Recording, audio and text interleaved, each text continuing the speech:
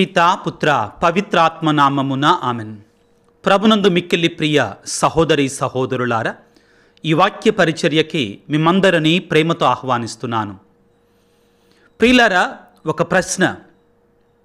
జ్ఞానస్నానము ద్వారా, భద్రమైన అభ్యంగనము ద్వారా, అంటే బాప్తిస్మము ద్వారా ఒక వ్యక్తి పవిత్రాత్మదేవుని స్వీకరించిన తరువాత, పరిశుద్ధాత్మ అభిషేకాన్ని పొందుకున్న తరువాత మరల ఆ వ్యక్తి ఆ పవిత్రాత్మను కోల్పోయే ప్రమాదం ఉందా?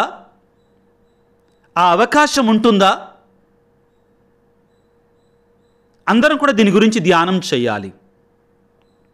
ఈ ప్రశ్నకు సమాధానం ఏమిటి అంటే ప్రియులారా, కీర్తనాకారుడైన దావీదు స్వయముగా తాను పాపము చేసినప్పుడు తాను రాసుకున్న కీర్తనలో ఈ విధంగా పలుకుతాడు. కీర్తన 51:11 దేవా, నీవు నన్ను నీ సన్నిధి నుండి గెంటివేయకము, నీ పరిశుద్ధాత్మను నాలో నుండి తీసివేయకము అంటున్నాడు. దావీదు రాజు అయినటువంటి వాడు చేయకూడనటువంటి పరస్త్రీ వ్యామోహముతో పాపము చేసిన తరువాత తాను చేసిన తప్పుని తెలుసుకొని దేవుని సన్నిధిలో పశ్చాత్తాపపడుతూ హృదయ పరివర్తన చెందుతూ దేవుని వద్ద మొరపెట్టుకుంటున్నాడు. దేవా, నీవు నాకు ఇచ్చినటువంటి పరిశుద్ధాత్మని నా నుండి తీసివేయకయ్యా, నేను పశ్చాత్తాపడుతున్నాను, హృదయ పరివర్తన చెందుతున్నాను. నా పాపము కొరకై నీ సన్నిధిలో కన్నీటితో పశ్చాత్తాప హృదయముతో హృదయ పరివర్తనముతో వేడుకుంటున్నానయ్యా అని ప్రార్థన చేసుకుంటున్నాడు. 51వ కీర్తన గురించి మనందరూ తెలుసు ప్రియులారా. దావీదు పాపములో పడి పశ్చాత్తాపముతో కన్నీటితో దేవుని సన్నిధికి వచ్చి వేడుకున్నటువంటి కీర్తన. ఆ కీర్తన ప్రారంభం ఈ విధంగా ఉంటుంది. ప్రభువు, నీవు కరుణాళుడవు కనుక నన్ను అనుగ్రహించుము, మిక్కిలి నెనరగలవాడవు కనుక నా పాపములను తుడిచివేయము, నా దోషముల నుండి నన్ను కడిగివేయము, నా తప్పిదముల నుండి నన్ను శుద్ధి చెయ్యము, నా అపరాధములు నాకు తెలియను, నేనెల్లప్పుడూ నా తప్పులను జ్ఞప్తికి తెచ్చుకొనుచునే ఉందునని పలికి, దేవా, నీకే ద్రోహముగా పాపము చేసి తిని, నీవు దుష్కార్యములుగా గణించు పనులను చేసి తిని, నీవు నాకు తీర్పు చెప్పుట న్యాయమే, నన్ను దోషిగా నిర్ణయించుట సబబే. దేవుని సన్నిధిలోనికి మనం పశ్చాత్తాపముతో వెళ్ళినప్పుడు ప్రియులారా, నేను పాపము చేయలేదు, నేను నీతిమంతుడని చెప్పటం కాదు. నేను పాపము చేశానయ్యా, నేను పాపినయ్యా అని ప్రథమంగా అంగీకరించాలి. విషయానికి వస్తే, ఒక్కసారి ఒక వ్యక్తి పరిశుద్ధాత్మను పొందుకున్న తర్వాత మరలా ఆ పరిశుద్ధాత్మ మనలో నుంచి వెళ్ళిపోయే ప్రమాదం ఉందా అంటే అది మన మీద ఆధారపడి ఉంటుంది, నా మీద ఆధారపడి ఉంటుంది. దేవుని యొక్క ఆత్మ మనల్ని హెచ్చరించినా కానీ లెక్క చెయ్యకుండా మరలా అదే చావైన పాపాన్ని మనము చేస్తూ ఉన్నట్లయితే దేవుని యొక్క ఆత్మ ఆ పాపం ఉన్న హృదయములో, ఆ చావైన పాపం ఉన్న హృదయములో ఉండడానికి అవకాశం ఉండదు. ఆ పరిశుద్ధాత్మ దేవుడు మనం విడిచి వెళ్ళిపోతాడు. కాబట్టే దావీదు రాజు ప్రార్థన చేస్తున్నాడు, దేవా, నన్ను నీ సన్నిధి నుండి గెంటివేయకము, నీ పరిశుద్ధాత్మను నాలో నుండి తీసివేయకము అంటున్నాడు. దీనిని దావీదు మహారాజు స్వయంగా కళ్ళారా చూశాడండి. ఏమిటి? దేవునికి వ్యతిరేకముగా తప్పు చేసినప్పుడు, దేవుడు చేయకూడదు అన్న పాపాన్ని చేసినప్పుడు దేవుడు ఒక వ్యక్తి నుండి పరిశుద్ధాత్మను తీసివేసి మరొక ఆత్మ అతనిలో జొరబడుతుందండి. ఎవరు అతను అంటే, దావీదు రాజుకు ముందుగా ఇశ్రాయేలును పరిపాలించినటువంటి సౌలు రాజు. ప్రియులారా, సౌలు రాజు దేవునికి వ్యతిరేకముగా పాపము చేసినప్పుడు, దేవుని యొక్క మాటను ధిక్కరించినప్పుడు, దేవుని యొక్క ధిక్కారానికి గురి అయినప్పుడు అతనిలో ఉన్న పరిశుద్ధాత్మను దేవుడు తీసివేసుకోగానే మరొక ఆత్మ అనగా సైతాను ఆత్మ అతనిలో చొరబడి అతను వేధించనారంభించను అని మనం వాక్యంలో చదువుకుంటాం. సమూయేలు మొదటి గ్రంథము 16వ అధ్యాయము 14వ వచనములో దేవుని ఆత్మ సౌలును వదిలి వెళ్ళిపోయాను. దేవుని ఆత్మ సౌలును వదిలి వెళ్ళిపోయాను, కానీ వేరొక దుష్ట ఆత్మ అతనిని పట్టి బాధింపదొడగను. జాగ్రత్తగా గమనించండి. సొలొమోను సౌలు రాజు ప్రియులారా, సమూయేలు మొదటి గ్రంథము 15వ అధ్యాయములో అమాలేకీయులతో యుద్ధం విషయంలో దేవుడు చేయకూడదన్న పనిని చేశాడు. దేవుడు ముట్టరాదన్నటువంటి వాటిని ముట్టాడు, దానికి అనుమతినిచ్చాడు. దేవుడు కోపోద్రికుడయ్యాడు. అమాలేకీయులు అనేటువంటి వారు ప్రియులారా ఇశ్రాయేలుని బాగా విసిగించినటువంటి శత్రువులు. మోషేను కూడా వాళ్ళు ఎదిరించారండి. కాబట్టి దేవుడు ఏమన్నాడంటే వాళ్ళని అడపడ కానరాకుండా నాశనం చేయండి. ఆ వస్తువులు కానీ ఆ జంతువులు కానీ ఆ మనుషులు కానీ శాపగ్రస్తులయ్యారు, వాటిని మీరు ముట్టొద్దు అన్నాడు. కానీ సౌలు మాత్రం మేలిమి వస్తువులు దాచుకొని పనికిరాని వాటిని కాల్చేశాడు. దేవుడు కోపం రాదా? ఇంకా చాలా ఉన్నాయండి. బలి నర్పిస్తాడు. యాజకుడు అర్పించవలసిన బలిని ఆ ప్రవక్త రావటం ఆలస్యమైంది కానీ తానే బలి నర్పించేశాడు. జాగ్రత్త వహించాలి. ప్రియులారా, ఎప్పుడైతే ఈ సౌలు రాజు దేవుడు చేయకూడదన్న పనుల మీద పనులు చేశాడో దేవుని యొక్క ఆత్మ అతన్ని విడిచిపెట్టింది, అతని నుండి దూరం అయిపోయింది. వేరొక ఆత్మ, దుష్ట ఆత్మ అతనిలో ప్రవేశించింది. జాగ్రత్తగా గమనించండి పిల్లారా. ప్రభు అంటాడు, ఒక్క వరలో 2 కత్తులు ఇమడవు, ఒకే వరలో 2 కత్తులు ఇమడవు, ఒకే హృదయములో 2 ఆత్మలు ఉండలేవు. ఏమిటి? నీ హృదయములో సైతానుకు నీవు అవకాశాన్ని ఇచ్చిన తర్వాత పరిశుద్ధాత్మ ఎలా వస్తాడు నీలోనికి? ఎలా ఉంటాడు నీ లోపల? ఇది ప్రశ్న. అదేవిధంగా నీ హృదయంలో పరిశుద్ధాత్మ దేవుడు ఉంటే సైతానుకు అవకాశం లేదు, నీ మీద ఆధారపడి ఉంటుంది. నీ హృదయాన్ని దేవుని ఆత్మకు నిలయంగా మార్చాలనుకుంటున్నావా? సైతాను ఆత్మకు, అపరిశుద్ధాత్మకు నిలయంగా ఉంచాలనుకుంటున్నావా? నీ మీద నా మీద ఆధారపడి ఉంటుంది. కాబట్టి సౌలు రాజు విషయంలో ఈ అనుభవాన్ని దావీదు రాజు చూశాడు కాబట్టి, తెలుసుకున్నాడు కాబట్టి తాను పాపము చేసిన తర్వాత భయపడుతున్నాడు, జాగ్రత్త పడుతున్నాడు, పశ్చాత్తాపడుతున్నాడు, హృదయ పరివర్తన చెందుతున్నాడు. దేవా నేను పాపినని నన్ను క్షమించని వేడుకుంటూనే మరొక వైపు నుండి దేవా నీ పరిశుద్ధాత్మను నాలో నుంచి తీసివేయకయ్యా అని ప్రార్థన చేస్తున్నాడు. జ్ఞానస్నానం పొందిన తర్వాత, భద్రమైన అభ్యంగనం పొందిన తర్వాత పరిశుద్ధాత్మ మన నుండి వెళ్ళిపోతుందా అంటే బైబిల్ ఏమని చెప్తుందంటే అవకాశం ఉంది. నీవు దేవుని యొక్క ఆత్మని లెక్క చేయకుండా నువ్వు జీవిస్తున్నట్లయితే, నీవు దేవుని యొక్క ఆత్మ అంటే లెక్క లేకుండా నువ్వు బ్రతుకుతున్నట్లయితే, ఇదిగో బిడ్డలారా, దేవుని యొక్క ఆత్మ నీలో ఉండడు. అనుకోమాకు నేను జ్ఞానస్నానం పొందాగా, భద్రమైన అభ్యంగం పొందా కదా, నేను ఏ పాపం చేసినా పరిశుద్ధాత్మ నాలో ఉంటాడులే, ఇంక నేనేమైనా చేయొచ్చు అనుకోమాకు. నో. మరొక వ్యక్తిని మీకు చూపించాలనుకుంటున్నానండి ఈ రోజున. యోహాను సువార్తలో యేసు ప్రభు కడరాత్రి భోజనాన్ని ముగించుకున్న తర్వాత మనందరం కూడా చూస్తాం ప్రియులారా. ఏమిటి? ఈ యొక్క యూదా ఇస్కారియోతులో సైతాను ఆత్మ ప్రవేశిస్తుందండి.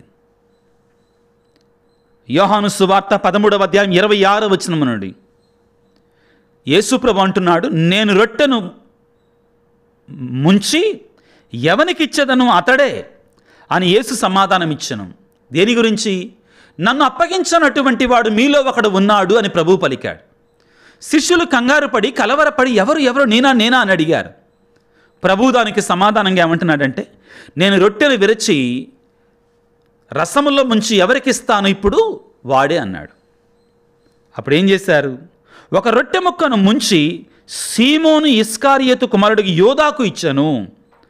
ఆ ముక్కను అందుకునంతనే సైతాను వానిని ఆవహించెను. అప్పుడు యేసు వానితో, నీవు చెయ్యనున్నది వెంటనే కానిమ్ము అని పలికాడు. ప్రియులారా, యేసు ప్రభువుతో 3.5 సంవత్సరాల పాటు జీవించినటువంటి యూదా ఇస్కారియోతు సైతాను ఆత్మచేత నింపబడుతున్నాడు.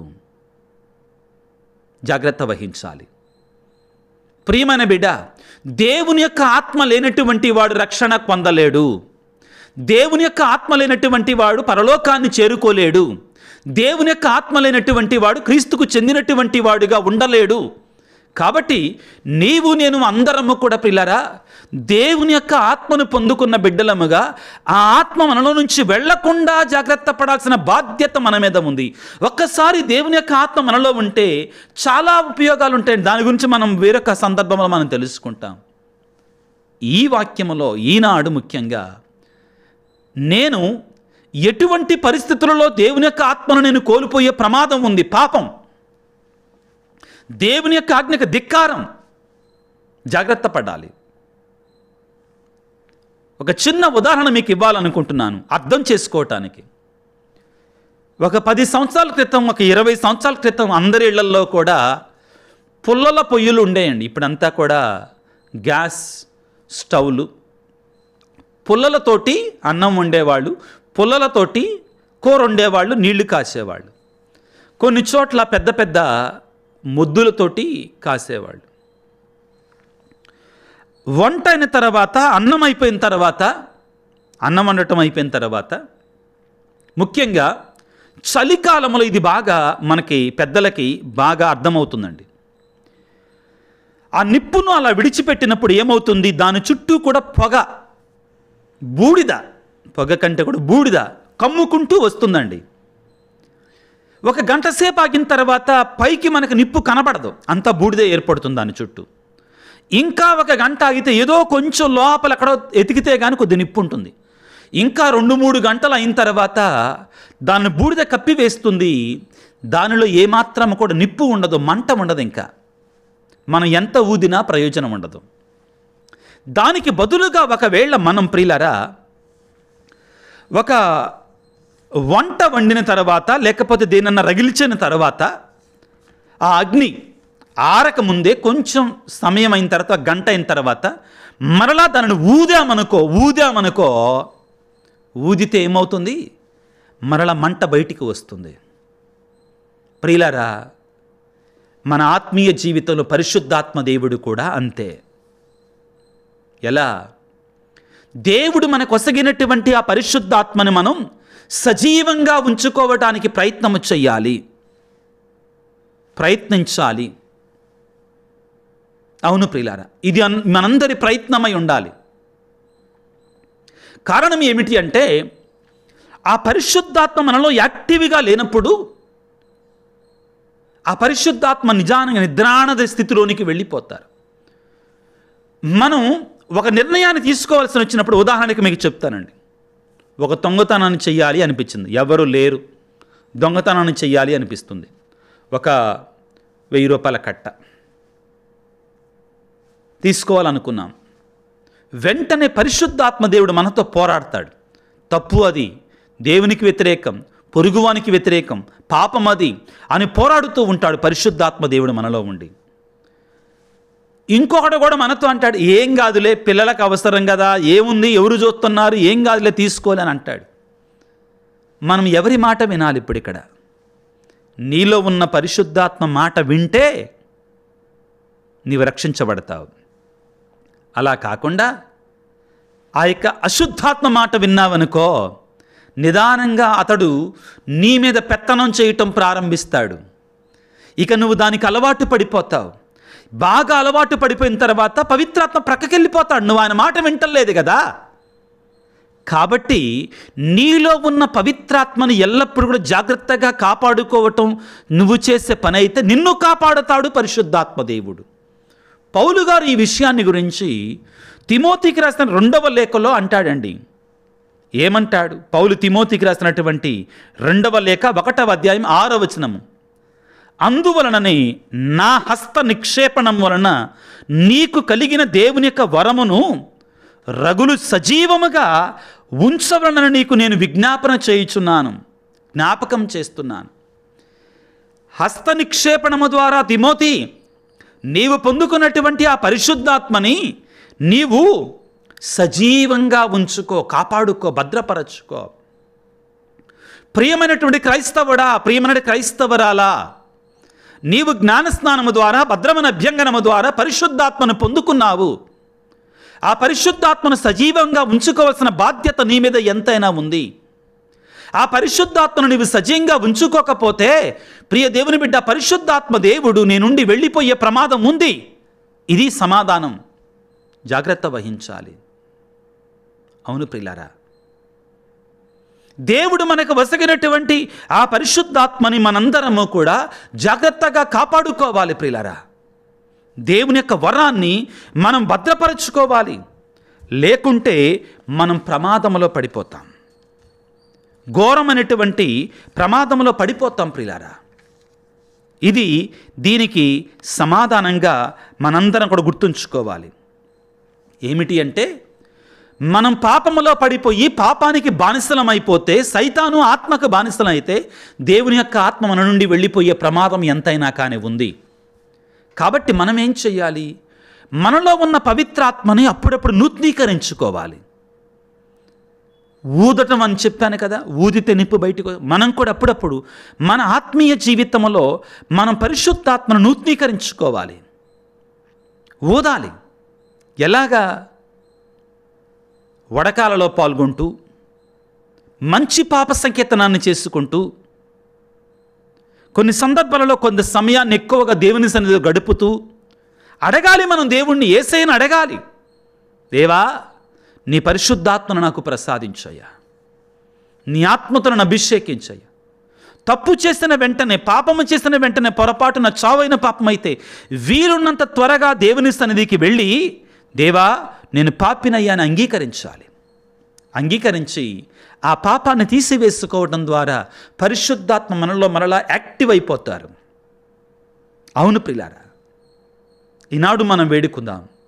మనం పొందుకున్నట్టు పవిత్రాత్మ వరం ఎన్నో వరాలకి నిలయం, ఫలాలకి నిలయం. ఆ పరిశుద్ధాత్మని మనం కోల్పోకుండా మనల్ని కాపాడమని దావీదురాజు చేసిన ప్రార్థన, దేవా నన్ను నీ సన్నిధి నుండి గెంటివేయకము. అదేవిధంగా దేవా నీ పరిశుద్ధాత్మను నాలో నుంచి తీసివేయకము అని తలలు వంచి ఆ దేవాది దేవుని ప్రార్థన చేసుకుందాం. సర్వశక్తిమంతుడా, సర్వోన్నతుడా, ప్రేమామయుడా, ఈనాడు మీరు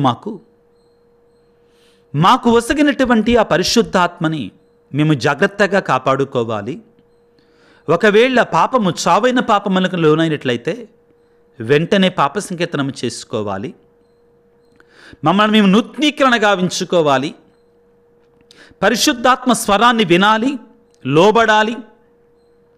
లేకుంటే పరిశుద్ధాత్మ మాలో నుంచి వెళ్ళిపోయే ప్రమాదం ఉంది. సౌలు నుంచి వెళ్ళిన విధంగా, పాత నిబంధన సౌలు రాజు నుంచి వెళ్ళిన విధంగా అని మమ్మల్ని హెచ్చరించినందుకు మీకు స్తోత్రాలయ్యా.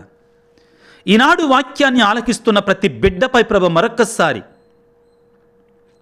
నీ పరిశుద్ధాత్మ శక్తిని ప్రభు అమితంగా కుమ్మరింపచేయండి. నీ పవిత్రాత్మ వరాన్ని నింపండి తండ్రి.